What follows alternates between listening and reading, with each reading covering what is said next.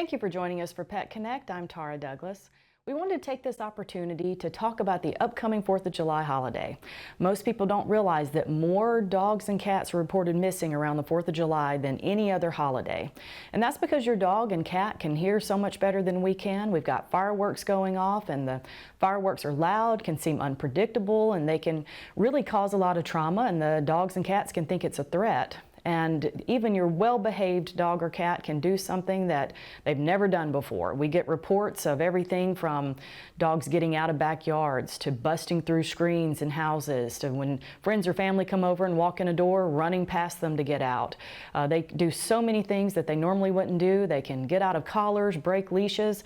So there are a lot of different things that you can do to prevent this from happening, to keep your pet safe, and to also keep you from having a very bad day after the 4th of July, losing a beloved pet. So let's start with some things that you can do as far as preparing early. Make sure that you check your dog's collar, your cat's collar. They need to be on the neck properly so they can't come off easily.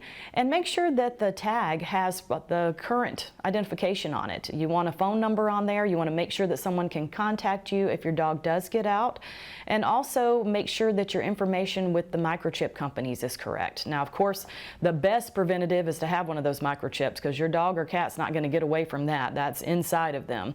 But if you've recently moved, you may have forgotten to change that address. So make sure that you check with the microchip company and confirm that your information is right, because if somebody finds your dog or cat, they'll know exactly where you are and how to get in touch with you. Now, another thing that you might think about doing is take your dogs out early in the morning, and it's cooler. It's a much better time to take them out for exercise, but take them on a long walk. You can throw the ball. You can do some sort of activity with them so that they are tired, because a tired dog is a less reactive dog. So even if they are scared of the fireworks, the more tired they are, the more they're going to calm down in the evening once the fireworks start going off. And also consider bringing your pets inside during fireworks, because if they're inside, then they can be in a safe environment. It's much harder to escape from inside your house, and there are lots of precautions that you can do to make sure that they aren't scared even inside your house. So that leads to the next thing to think about doing during the fireworks. Like we said, bring them inside. You can choose an interior room where there are no windows so they don't see the fireworks. They can hear them less, and close those blinds if you don't have that interior room. And you can also turn on TVs, fans. You can turn on music just to make sure that they have something to drown out that noise.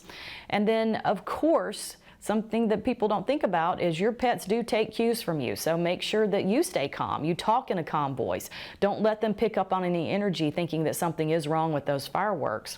And also, maybe don't take your dog to the fireworks show. We've got wonderful fireworks shows in this area, wonderful ones right here in Sylacauga.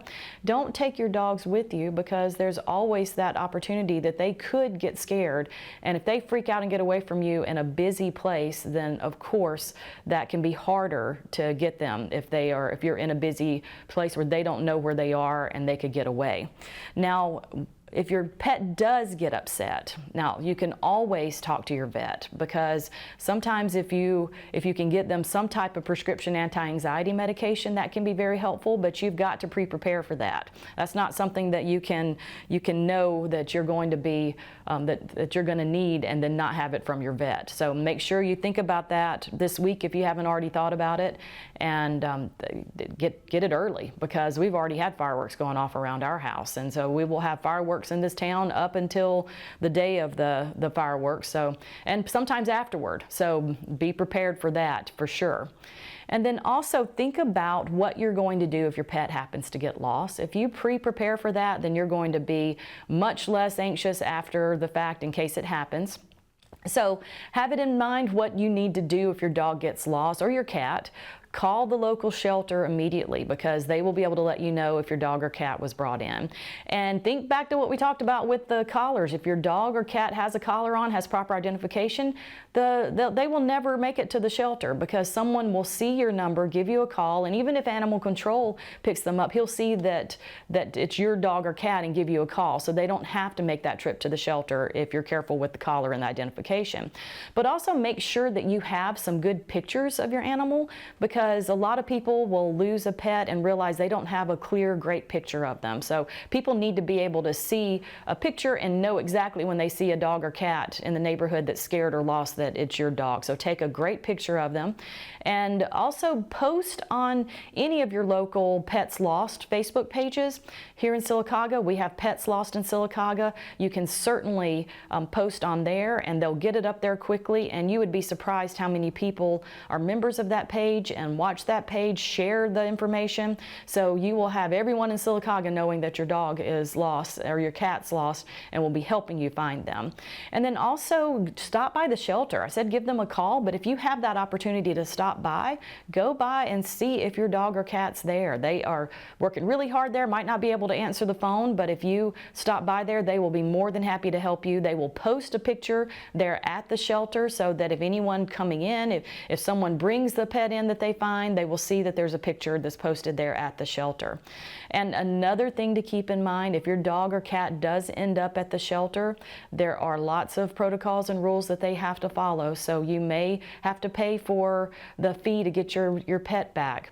And that it's just that they don't know that an animal coming in is not a stray. So even if your pet is a well-beloved pet and you are a responsible pet owner, things happen. So please be patient with the shelter if they need to collect a fee, because they will have to do all of their intake with any dog or cat that comes in, even if it appears to be someone's.